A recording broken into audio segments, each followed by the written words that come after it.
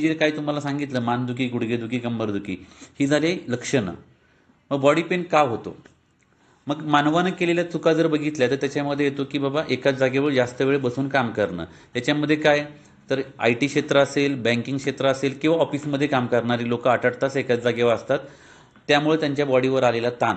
Second part काय येतो की इंडस्ट्रियल एरियामध्ये उभं राहून काम असते 8-8 तास. टाटा मोटर्स बघा, महिंद्रा कंपन्या बघा, 8 तास उभं राहून काम आहे तिथं लाईनवर जर बघितलं तर. मग त्यामुळे येणारा ताण बॉडीवर. त्यानंतर काय की गावाकडं खेडेगावामध्ये जर बघितलं तर ओझी वाहणारी लोक जास्त आहेत. मग काय होतं मणक्यावर त्यांना ताण पडत असतो.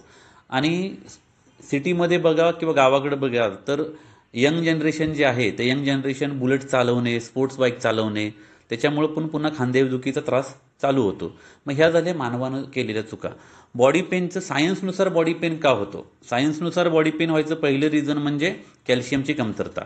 कॅल्शियम सर्वात जास्त तुम्हाला आहारामधनं मिळतं.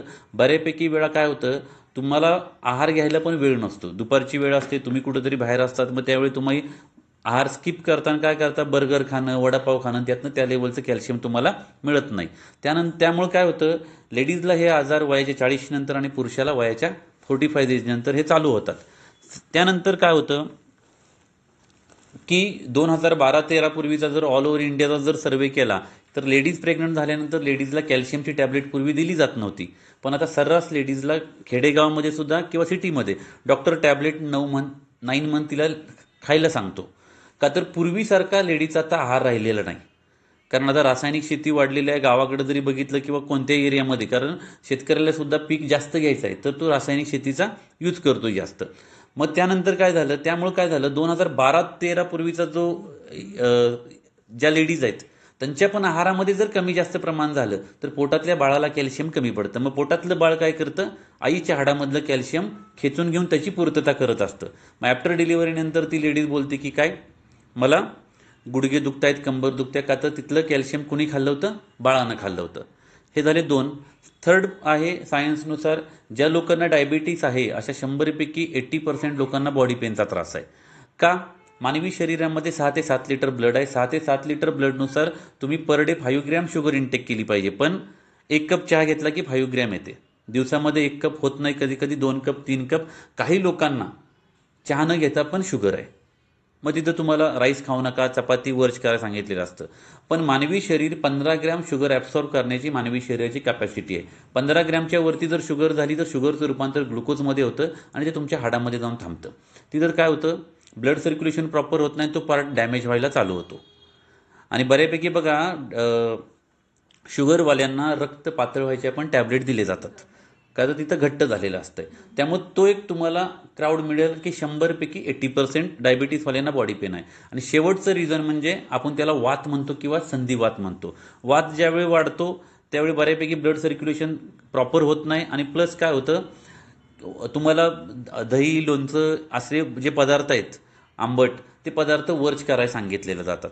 मग माझ्याच कंपनीचं प्रोडक्ट तुम्ही का घेतलं पाहिजे? ही बॉडी पेनची सायन्सनुसार मी 4 लक्षणं सांगितली तुम्हाला. मग माझंच प्रोडक्ट का घेतलं पाहिजे? मार्केटमध्ये जाताय तर तुम्हाला कॅप्सूल, टॅबलेट, मलम किंवा ऑइल मिळेल. पण आम्ही काय केलेलं आहे, आम्ही याच्यामध्ये दोन्हीचं कॉम्बिनेशन म्हणजे ॲलोपॅथी डॉक्टर किंवा असेल किंवा आयुर्वेदिक, तर दोन्हीचं कॉम्बिनेशन आपण याच्यामध्ये केलं. याच्यामध्ये आपण मेथी आणि बेल टाकला आहे. मेथी आणि बेल सर्वात जास्त कॅल्शियम प्रोव्हाइड करणारे घटक आहेत. खेडेगावामध्ये जरी बघितलं तर मेथीचे लाडू हिवाळ्यामध्ये बनवले जातात. त्यानंतर याच्यामध्ये आपण काय टाकलं आहे, जायफळ टाकलं आहे. जायफळ काय करतं पोट साफ करायचं काम करतं, प्लस झोप छान लागते जायफळामुळे. कारण बॉडी पेन ज्याला आहे ना त्याची झोप लागत नाही. त्याच्यानंतर आवळा, हिरडा, बेरडा आणि कुटकी ह्या 4 वनस्पती या काय करतात वात कमी करतात आणि नवीन वात वाढून देत नाहीत. त्यामुळे माझ्या प्रोडक्टचा 100% रिझल्ट आहे. कधी कधी 100% येतो, कधी कधी 1-2% कमी जास्त प्रमाणात पण होतो. मग डिपेंड अपॉन त्याच्या बॉडीवर डिपेंड आहे सगळ्या गोष्टी. काही लोकांना जर ऑलरेडी 5 ते 6 आजार असले तर त्याची इम्युनिटी पॉवर कमी झालेली असते. तिथं कुठंतरी मला असं वाटतं की माझ्या प्रोडक्टचा त्याला तेवढा इफेक्ट नाही पडला. पण असा कस्टमर 100मध्ये एक नसतो, 5 ते 6,500मध्ये एक कस्टमर असतो. आणि त्याच्याबरोबर आम्ही काय केलं, याच्याबरोबर आम्ही विटामॅक्स नावाची एक टॅबलेट दिलेली आहे.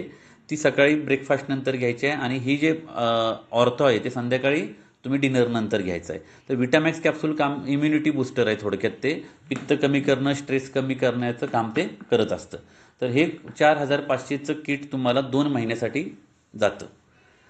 त्यानंतर बऱ्यापैकी काय होतं, ज्याला 10 वर्षापासून आजार आहे, कुणाला 5 वर्षापासून आजार आहे आणि कुणाला 2 वर्षापासून आहे, तिन्ही कॅटेगरीची जर लोकं आहेत, एखाद्याला 10 वर्षापासून कंबरदुखी आहे, 5 वर्षापासून गुडघेदुखी आणि दुसऱ्याला जर खांद्याचा 2 वर्षापासून त्रास आहे, तर या तिन्ही कॅटेगरीच्या लोकांना जर माझं प्रोडक्ट दिलं तर 4 ते 5 दिवसामध्ये या तिन्ही कॅटेगरीवाल्यांना फरक पडतो.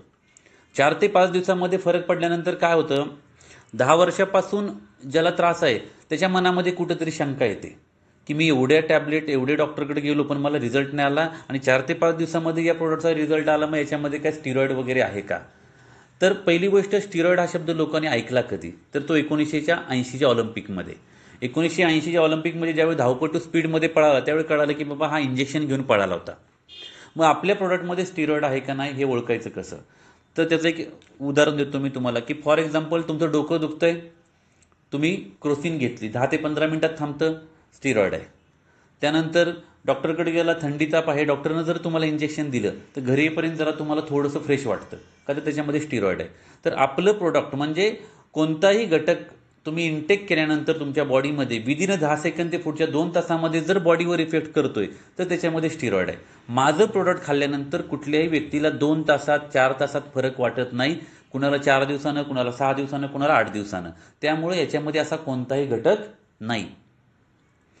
काही वनस्पतीमध्ये इनबिल्ट स्टिरॉइड आहे. फॉर एक्झाम्पल चहा ही वनस्पती आहे, चहामध्ये स्टिरॉइड आहे, पण तुम्हाला जेवढं बॉडीला पाहिजे तेवढंच आहे. चहाचा कप खाली ठेवल्या ठेवल्या तुम्हाला एनर्जी येते, पण एखाद्याला जर मी 1 लिटर चहा एकाच जागेवर प्यायला लावला तर काय होईल, तो आडवा झोपून जाईल. याचा अर्थ माझ्या शरीरामध्ये, म्हणजे तुम्हाला का हे सांगतोय मी, कारण माझ्या प्रोडक्टचा 100% रिझल्ट आहे, त्यामुळे तुम्हाला ह्या शंका लोक विचारतील मार्केटमधनं. त्यामुळे 4 ते 5 दिवसामध्ये फरक येतो, म्हणून मी तुम्हाला स्टिरॉइडबद्दल पण माहिती दिली की पुन्हा तुम्ही तिथून सिनियरला विचारता की सर याच्यामध्ये हा असं आहे का तसं आहे का, म्हणून हे पण मी क्लिअर केलं. ज्याला 10 वर्षापासून आजार आहे त्याला सरळ सांगायचं की तुझा आजार जुना आहे, तुला 4 ते 5 दिवसात जरी फरक पडला तरी तुला हे 6 ते 8 महिने खावं लागेल. ज्याला 5 वर्षापासून आजार आहे त्याला सांगा तुला 4 ते 5 महिने खावं लागेल, आणि ज्याला 2 वर्षापासून आहे त्याला 2 ते 3 महिन्यानंतर. मग लोकांचे क्वेश्चन येतात की मला आता मी बरा झालोय, मग पुन्हा मला कधीच हा आजार रिपीट होणार नाही का? तर त्याला तुम्हाला सांगावं लागेल की बाबा तुला पुढच्या 2 महिन्यानंतर किंवा 4 महिन्यानंतर कधीतरी बॉडी पेन झाला की कधीतरी गुडघा दुखतोय, मग त्या दिवशी क्रोसिन खाण्याऐवजी ही आमची ऑर्थोची पुडी खा. त्यामुळे या प्रोडक्ट जर तुम्ही लोकांना सांगताय तर माझी खात्री आहे की तुम्ही 8 ते 10 लोकांना जवळ जे सांगितलं तर 100% 8 ते 10 लोक तुम्हाला 4 ते 5 दिवसामध्ये रिप्लाय देतील की यस आम्हाला रिझल्ट आलेला आहे.